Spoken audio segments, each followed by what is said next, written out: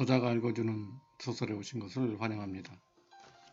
오늘은 청사가 지은 태양의 그림자 가운데 제3화 힘의 마술에 대해서 낭독해 드리겠습니다.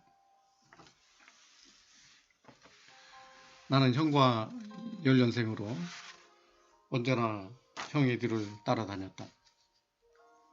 이런 인연으로 공존하는 동안 내내 뒤를 책임지는 그림자 지킴이이자 찰거머리 동행인이었다. 입학식이 끝나고 학교 생활이 시작됐다. 보자기에 책, 노트, 연필 등을 챙겨 등에 메고 나름대로 때를 빼고 광낸 검정 고무신을 신고 설빔으로 받은 옷을 입고 등교를 했다. 아버지와 형의 초등학교 후배가 됐다.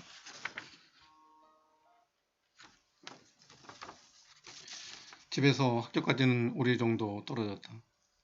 운이 좋아도 자동차나 자전거를 얻어 탈 기회는 거의 없다. 튼튼한 자기 다리를 믿고 다녀야 했다. 지루함을 달랠 수 있는 놀거리가 있기를 기대하는 것 이외에는 평범한 동학길이었다. 살던 마을은 새실이라는 곳으로 근원과 의미를 잘 모르면서 그렇게 불렀다. 통학하려면 크지도 않은 큰 말과 작지도 않은 작은 말을 지나야 했다. 누가 그렇게 불렀는지 알 길이 없다. 전해오는 대로 호칭을 따라 부르고 있지만 뜻을 알지 못해 마음에 걸렸다. 아마도 큰 마을과 작은 마을이라고 추측했다. 가다 보면 널따란 신장로가 나 있고 길 한복판에 있던 모래나 흙이 쓸려 내려가 비가 오면 물 웅덩이가 생겼다. 물이 빠지거나 말라버리면 울퉁불퉁 못생긴 얼굴로 오가는 자동차나 자전거를 흔들었다. 발걸음을 빼앗겨 넘어지기도 했다. 양쪽으로 개성 있는 모양을 한 가로수는 그늘도 만들지 못했다. 비바람도 맞지 못해 외면당했다. 계절에 맞춰 옷을 갈아입고 있었지만 멋스럽다고 여긴 적이 단 한 번도 없었다. 집과 학교 중간쯤 되는 곳에는 음침하고 오싹한 바위가 언덕에 아슬아슬하게 걸려 내려다봤다. 언제든 굴러내릴 수 있다는 직감과 귀신이 산다는 이야기가 전해졌다. 지날 때면 긴장해서 말없이 앞만 보고 발걸음을 재촉했다. 이곳을 지나 쭉 뻗은 길 끝점에 있는 조그만 학교 지붕이 보이면 조였던 마음이나 재촉했던 발걸음을 내려놓았다. 안심해서 느려진 발걸음은 점점 다가오는 공부 시간의 무게에 눌려 더욱 느려졌다. 마음마저 버거움을 느꼈다. 옆에 지나는 친구들이나 진열되어 있는 상점의 시선을 빼앗기다 보면 어느새 가을짓자가 됐다. 무거운 다리와 복잡한 마음을 달래기 위해 작은 돌멩이 위에 걸터 앉았다. 야, 빨리 일어나, 늦어. 시계도 없으면서 어떻게 알아? 재촉하는 말을 거역하지 못한 채 형이 남기는 발자국을 따라 밟고 갔다. 발자국을 따라가다 보면 학교에도 도착했고 수업이 끝나고 따라가면 집에도 도착했다. 따라가다 보니 놀이터에도 당도했고 들판이나 물가에도 도착했다. 공부도 따라하다 보니 저절로 숫자가 머릿속에 새겨졌다. 학교를 가면서 종종 흥얼거렸다. 하나, 둘, 47, 48, 49을 여러 번 반복했다. 더 이상 진행하지 못하는 것을 알아챘는지 49 다음은? 이라고 형이 물었다. 나는 머뭇거렸다. 그 이상을 따라해본 적이 없어 알지 못했기 때문이었다. 형이 가는 인생의 발자국이 어떨 것인지에 대한 의문 없이 따라하는데 만족했다. 따라하다 보면 순탄한 것이 있었고 그렇지 않은 것도 있었다. 그러나 학교 생활도 인생도 그렇게 시작됐다. 좋은 역사나 나쁜 역사가 있다. 순탄한 인생과 험난한 인생도 있다. 좋은 삶과 나쁜 삶도 있다. 좋은 것이나 나쁜 것이나 따라하다 보면 자기 것이 된다. 따라하지 않는 것이나 따라 배운 이후의 것은 미지의 세계이다. 미지의 세계는 혼자 걸어가야 할 길이지 따라가거나 비켜가야 할 길이 아니었다. 등하굣길에 눈에 들어오는 크고 화려한 집이 있다. 동네 어귀에 있는 집안 어르신 집이었다. 지날 때마다 의문이 들었다. 기와집 네 채가 가지런히 있고 처마 끝에는 어처구니가 어처구니 없이 내려다보았다. 벽돌로 된 높은 담벼락은 비밀을 감추고 있는 듯했다. 집안에 있는 크고 작은 나무들은 비밀이 있다고 폭로라도 하듯이 고개를 빼꼼히 내밀고 있다. 그 집에는 어르신 부부와 손자와 손녀가 있었다. 부자라는 것을 자랑이라도 하듯이 좋은 물건들이 많았다. 식사 때가 되면 맛있는 냄새가 풍기는 듯했다. 그리고 사정에서 도시에 내려온 손자와 손녀는 때깔 좋은 옷과 본 적도 없는 장난감을 갖고 놀았다. 동네에서는 그 집을 어르신 집이라 불렀다. 나이 든 어르신 집을 보면서 부러움을 간직해야 했고 우리 집은 왜 그렇지 못한 것일까? 라는 의문이 들었다. 집안을 들여다보고 싶었지만 큰 개 2마리가 대면을 지키고 있어 안을 볼 수가 없었다. 빈자는 부자를 부러워하고 부자는 더 큰 부자가 되기 위해 욕심을 내는 것이 인간사 흐름인지도 모른다. 나는 적어도 빈자에서 벗어나야 한다는 막연하지만 확고한 각오를 했고 언젠가는 성취할 것이라는 상상을 했다. 어르신 집에는 여름이 되면 복숭아 과선이 눈길을 끌어 마음을 뒤집었다. 탐스럽게 열렸다고 감탄하기보다는 하나 먹고 싶다는 욕심이 더 간절했다. 한 번도 제대로 된 과수원 복숭아를 사 먹어본 적이 없었다. 학교에서 씨앗을 가져와라는 통에 친구와 모의해서 씨앗을 만들기 위해 복숭아를 몰래 따먹었다. 도중에 들켜 딴 복숭아를 다 먹지도 못하고 혼쭐이 났을 때 먹은 것이 전부였다. 급하게 씹다가 보니 복숭아를 먹었는지 탱탱한 긴장감을 목구멍으로 넘겼는지 알 수가 없었다. 가을이 되면 옆에 조성된 다른 가수원에는 무르익어가는 사과가 유혹했다. 새빨간 사과를 보며 길가로 떨어지길 바랐다. 주인일은 사과를 기대했다. 그러나 어느새 익었다 싶으면 지도새도 모르게 따버렸다. 과일은 도대체 어디로 갔을까라고 남의 과일의 행방을 찾았다.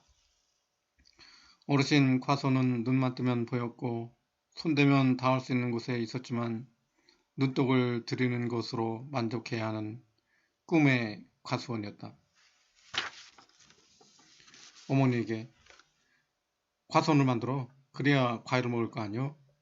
라고 투정을 부렸다. 복숭아가 익어갈 때나 사과에 유혹될 때면 주문해도 나오지 않는 단골 메뉴가 되어버렸다. 복숭아나 사과는 단순하게 먹는 과일이 아니라 부의 상징이었고 풍부함의 징표였다. 추수할 시기가 돌아오면 동네 사람들이 어르신 집에 별을 베고 타작을 했다. 유일하게 어르신 집을 방문할 수 있는 날이었다. 부모님, 큰아버지와 사촌형, 작은 당숙과 당숙목 등은 어르신 집에서 일을 거들어줬고 거기에서 밥을 먹었다. 쌀밥, 계란찜, 고깃국이 나오는 날이었다. 장작불 쌀 누룽지도 먹을 수 있었고 온전하지 않지만 사과도 먹을 수 있었다. 비록 1년에 한 번 있는 행사였지만 잊혀지지 않는 날이다. 할아버지 형제는 두 분이 있었다. 머리가 좋은 큰할아버지는 일제강점기 때 마을에 퍼진 역병에 걸려 세상을 떠났다. 외아들인 당숙은 면에서 근무하는 석이었고 가세가 위축되었지만 공무원을 하면서 그런대로 채통을 이어갔다. 용감하고 주저하지 않는 우리 할아버지는 아들 둘을 두었다. 일찍부터 일본에 들어갔지만 혼란 속에 행방불명이 됐다. 큰아버지는 할아버지의 뒤를 따라 일본에 들어간 후 해방이 되면서 귀국을 했다. 나이 차이가 있던 아버지는 집안을 끌어갈 나이가 되지 않았다. 외톨이가 된 할머니 등 여자들이 집안을 끌어가다 보니 가세가 기울기 시작했다. 어르신은 할아버지의 사촌으로 나와는 팔촌 관계였다. 질긴 생명력을 갖고 태어났는지 역병에도 유일하게 살아남았다. 그렇기 때문에 집안의 대소사에 관여하면서 의지하는 처지가 됐다. 강한 생식력 탓인지 할머니를 여럿 들였다. 분초를 이룬 후 셋이나 얻었다. 첫째 부인은 양갓집 교수였으나 아이를 낳지 못해 친정으로 쫓겨났다. 둘째 부인은 딸을 둘 낳고 세상을 떠났다. 셋째 부인은 남자아이 둘 낳고 바람처럼 사라졌다. 넷째 부인은 소도시에 술집을 하여 좋지 않은 소문이 났음에도 불구하고 미모가 뛰어났던지 집안으로 들였다. 아이를 낳지 못하는 몸을 갖고 있어서 그런지 누구의 아이든 관계없이 애지중지대했고 정성을 다하는 모습에 칭찬이 자자했다. 할아버지에 대해서는 동네 유지로서 품행이 좋았고 인신도 많은 어른이었다는 것 이외에는 아는 것이 없었다. 얼굴도 본 적이 없었기에 미련이나 그리움이 그렇게 많지 않았다. 누구나 좋은 분이라는 평판 있는 것만이 위로가 됐다. 할아버지의 죽음은 가장의 죽음이었고 가세가 기우는 계기가 되었으며 할머니에게 과부라는 칭호를 붙여주었다. 가장 무서운 사람은 철천지 원수가 아니라 피와 정을 어설피 나눈 친척이라는 것을 알지 못했다. 피와 정을 나눈 친척이 바로 어르신이었다. 사범학교를 졸업하고 교편을 잡았던 큰아버지는 소식이 끊어진 할아버지의 생사를 확인하고 새로운 삶의 돌파구를 찾기 위해 일본으로 도항했다. 그러나 도항 이후부터 연락이 두절되었다. 아무런 연락 없이 몇 년이 지난 후 갑자기 귀향했다. 완전하게 귀향을 한 것이 아니라 잠시 들렀던 것이었다. 일본에 들어간 후 할아버지의 행방을 백방으로 찾아봤지만 결국 확인하지 못하고 도쿄에 눌러앉았다.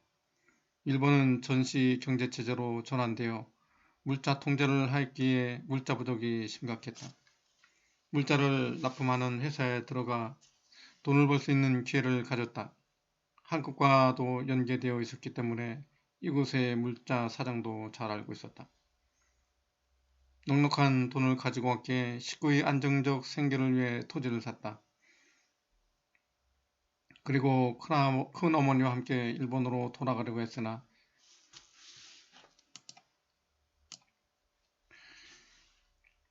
일본에서 생활하는 것을 무서워해서 한국에서 살겠다고 집을 쌓아 친정으로 도피했다. 망연자실하는 가운데 설득했지만 강하게 거부하자 결국 포기하고 다시 일본으로 돌아갔다. 논을 사고 남은 돈을 남겼다. 돈을 벌 줄 모르고 쓸 줄도 몰랐고 소중하다고만 생각해서 베개 속에 넣어 보관했다. 귀한 돈이라는 생각에 베개 속에 넣어 안고 잤다. 그러나 논을 샀다는 사실을 알고 질투했던 어르신은 후시탐탐 돈을 노렸다. 좀처럼 방문한 적이 없었지만 돈이 있다는 것을 알고 발걸음을 옮겨 사정을 염탐했다. 어느 날 작심하고 잘 굴려줄 테니 빌려줘 라고 했다. 욕심쟁이라는 사실을 경험으로 익히 알고 있었기 때문에 강하게 거부했고 상대를 하지 않았다. 그러나 어르신은 평소에도 시야에 들어온 먹잇감을 놓치는 법이 없었다. 회의와 협박을 해도 말을 듣지 않자 집안을 샅샅이 뒤지기 시작했다. 유난히 도톰한 베개를 보면서 돈이 들어있다는 것을 알고 끌어안고 도망치듯 가져가 버렸다. 정신적, 신체적 완력이 강했기 때문에 당할 수 없었다.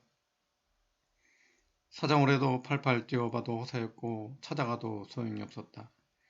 이런 사건은 한 번으로 끝나지 않고 계속해서 이어졌다. 큰아버지는 일본에 들어간 후에도 빼앗기고 있다는 사실을 알지 못한 채 돈을 송금했다. 참다 못해 피 섞이지 않은 이웃집에 돈을 맡겼다. 어르신은 그 사실을 알고 피를 나눌 나를 못 믿어? 라며 벼락같이 호통을 쳤다.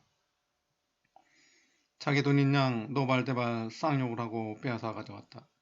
마치 전쟁에서 승리한 전승자가 전리품을 차지하듯이 의기양양해서 가져갔다.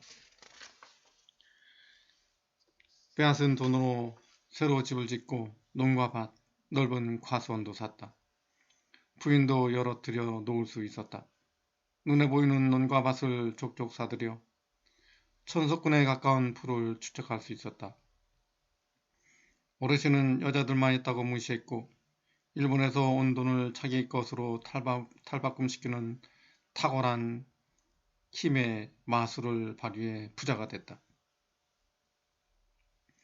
그러나 돈을 변자기는커녕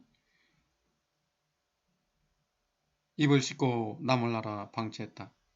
마을에 소문이 퍼지자 할 수 없이 밭 두마지기를 약탈당하는 기분으로 주었다.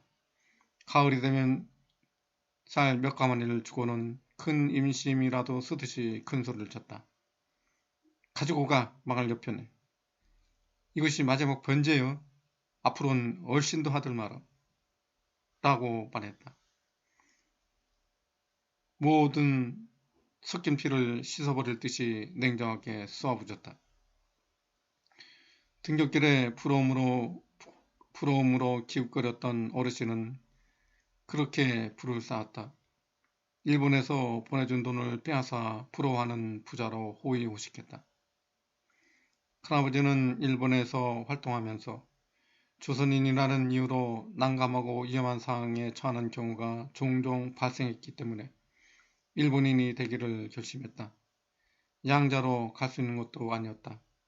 결국 생존하기 위한 방편으로 죽은 일본인의 호적을 돈으로 샀다.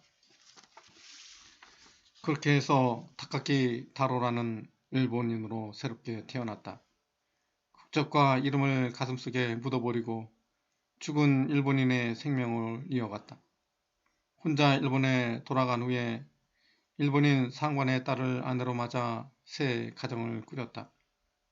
그러나 한국 가족을 위해서 돈을 보내는 것을 잊지 않았다. 일본이 패전하고 해방이 되면서 소식이 없던 큰아버지는 갑자기 혼자 귀향을 했다. 일본에 있으면서 공소로 인하여 부인과 자식, 재산을 모두 잃고 겨우 목숨만 가지고 귀국했다. 원래대로 혼자 들어가서 혼자 돌아왔다. 더욱이 도쿄 공습으로 충격을 받아 정신분열증이 생겼다. 제발하면 큰어머니와 친척을 미워했고 구타도 했다. 지병을 갖고 온전치 못한 몸으로 공포와 두려움으로 점철된 생을 이어갔다. 돈의 행방을 듣고는 재발 빈도가 높아졌다. 빌린 돈을 변제했다고 큰소리치는 어르신에 대한 증오도 생겼다. 발작하거나 흥분하면 돈 가지고 오겠다며 도끼를 들고 가 마룻바닥을 치기도 했다. 일본에서 생사의 경계선에서 생을 이어갔듯이 한국에 돌아와서도 삶과 죽음을 아슬아슬하게 넘나드는 고개를 했다. 점차 죽은 타카키 타로의 뒤를 따라가고 있었다. 정신분열증과 화병이 반복되면서 정신을 잃어갔다. 몸과 마음이 쇠약해져 가면서도 표출되었던 광기는 마치 전쟁에서 패배한 푸른 신정으로 광분한 일본을 닮아 있는 듯했다. 결국 젊은 시절 많은 추억을 갖고 있던 선산의 오동나무에 몸과 마음을 맡겨버렸다. 외롭게 나무에 걸렸던 몸에서 혼이 빠져나갔다. 삶의 이정표를 멈추게 했다. 자신을 버리고 타카키 다로를 버렸다. 조선인 큰아버지와 일본인 타카키 다로가 사라지는 순간이었다. 일본에서 이름을 주고 간 타카키 다로는 현해탄을 건너 머나먼 타국에서 이렇게 다시 한번 죽음을 맞았다. 일본은 항복하면서 전쟁에서 벗어났다. 한국은 해방이 되면서 식민지로부터 벗어났다. 큰아버지는 죽어서 고통으로부터 해방을 맞았다.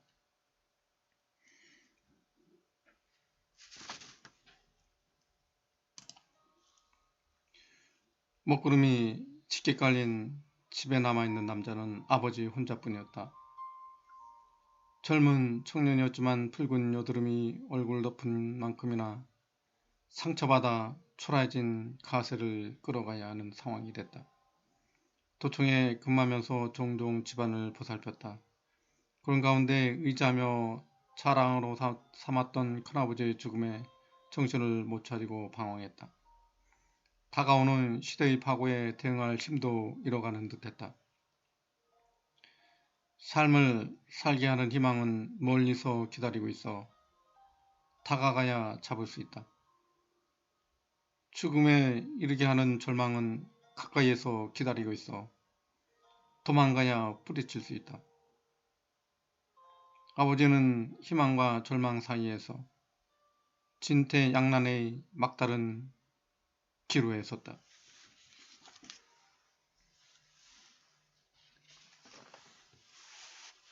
여러분들의 마음에는 무엇이 남았습니까? 여러분들의 가슴에는 어떤 힘이 자리 잡고 있습니까?